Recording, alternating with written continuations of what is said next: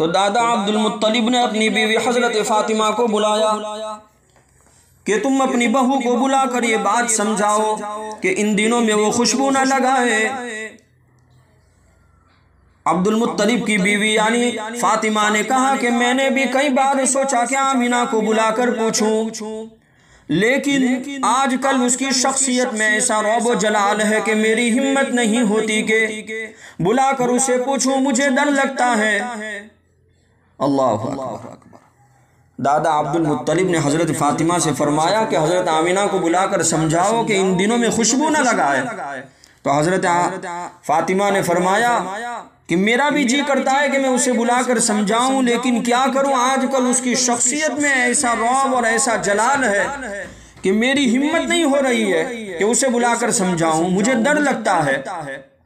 अजीज भाइयों, ये सब बरकतें आप सल्लल्लाहु ताला अलैहि वसल्लम की है कि जब आप अपनी माँ के पेट में थे उसी वक्त से ये सब बरकतों को अल्लाह ताला ने जाहिर फरमाया। खैर, दादा अब्दुल मुत्तलिब ने अपनी बहू यानी आप सल्लल्लाहु ताला अलैहि वसल्लम की वालिदा मुहतरमा यानी हजरत आमिना रज़ियल्लाहु ताला अन्हा को बुलाया और बड़े प्यार से फरमाया कि बेटी, तुझे इतनी अच्छी और मशहूर कुन खुशबू कौन ला कर देता है।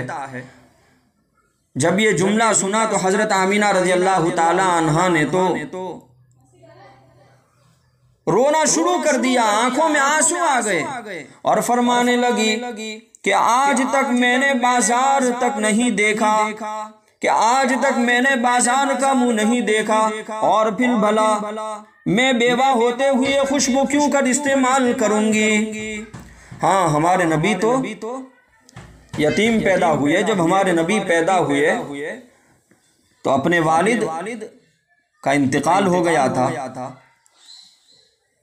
कुरान करीम ने इसी बात को बयान फरमाया। अल्लाह ने फरमाया, लम यजिदका यतीमन फआवा। हमारे नबी यतीम पैदा हुए, हमारे नबी के वालिद हजरत अब्दुल्ला का इंतकाल हो गया था। कुरान ने फरमाया, लम यजिदका यतीमन फआवा। हजरत आमिना रज़ियल्लाहु ताला अन्हु के आंखों में आंसू आ गए और फरमाने लगी, आज तक मैंने बाजार का मुंह नहीं देखा, और फिर भला बेवा होते हुए खुशबू क्यों कर इस्तेमाल करूंगी।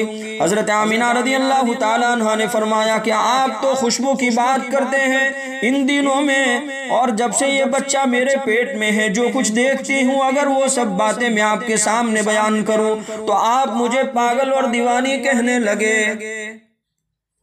हजरत आमिना रज़ियल्लाहु ताला अन्हा ने फरमाया, मैं धूप में चलती हूँ तो बादल मुझ पर साया करते हैं। अल्लाह अकबर। ये हमारे नबी की बरकत। जब हमारे नबी अपनी माँ के पेट में थे, हजरत आमिना फरमाती है, धूप में चलती हूँ तो बादल मुझ पर साया करते हैं, जब मैं पहाड़ों के पास से गुजरती हूँ तो वो मुझसे बातें करते हैं, जब मैं बैतुल्लाह यानी क़िबला शरीफ के पास जाती हूँ तो वो मुझे खुशखबरी सुनाता है। और हजरत आमिना रज़ियल्लाहु ताला अन्हा फरमाती है कि जब मैं थूकती हूँ तो उसमें से भी खुशबू आती है। अल्लाह अकबर। ये हमारे नबी की बरकतें थी जब हमारे नबी माँ के पेट के अंदर थे। उलमाए किराम ने लिखा है, जब औरत अय्याम हमल में होती है, उम्मीद से होती है, और पेट में जब बच्चा पैदा होता है तो औरत को एक खास किस्म का बोझ और तकलीफ महसूस होती है। लेकिन हजरत आमिना रज़ियल्लाहु ताला अन्हा फरमाती है कि जब आप सल्लल्लाहु ताला अलैहि वसल्लम मेरे पेट में थे तो इसका मुझे कतअन एहसास नहीं था। और फरमाती है कि जब मैं उम्मीद से थी अगर कोई पत्थर या कोई रोड़ा या कोई और सख्त चीज मेरे पाँव के नीचे आती तो वो रुई की तरह नर्म हो जाती। अल्लाह अकबर। ये नबी की बरकत थी। जब अल्लाह के नबी अपनी माँ के पेट में थे वो रुई की तरह नर्म हो जाती। पहले जमाने में, बल्कि अब भी औरतें देहातों में कुएं पर पानी लेने के लिए जाती है, और जब पानी लेने के लिए जाती है तो डोल और रस्सी के जरिए बारी बारी औरतें डोल के जरिए कुएं से पानी खींचती है।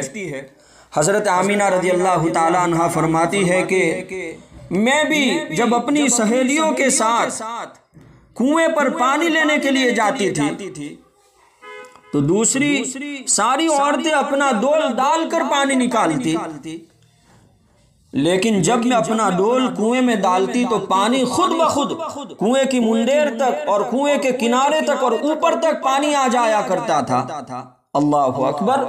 ये हमारे आका जनाब मुहम्मदुर रसूलुल्लाह सल्लल्लाहु ताला अलैहि वसल्लम की बरकतें थी जब हमारे आका अपनी माँ के पेट में थे।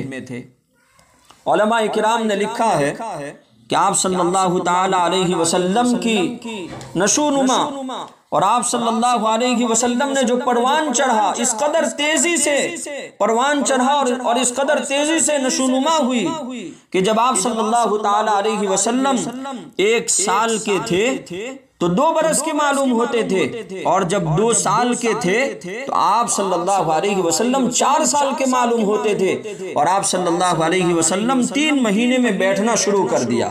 हमारे नबी ने 3 महीने में बैठना शुरू किया, 9 महीने में चलना शुरू किया, और 10 महीने की उम्र में बकरियां चराने की ख्वाहिश का इजहार किया, और 1.25 साल की उम्र में तीर अंदाजी के मुकाबले में हिस्सा लिया, और 2.5 साल की उम्र में कुश्ती के मुकाबले में शरीक हुए। और उलमा किराम ने यह भी लिखा है कि हमारे नबी के रफ़े हाजात के औकात मुतय्यन थे।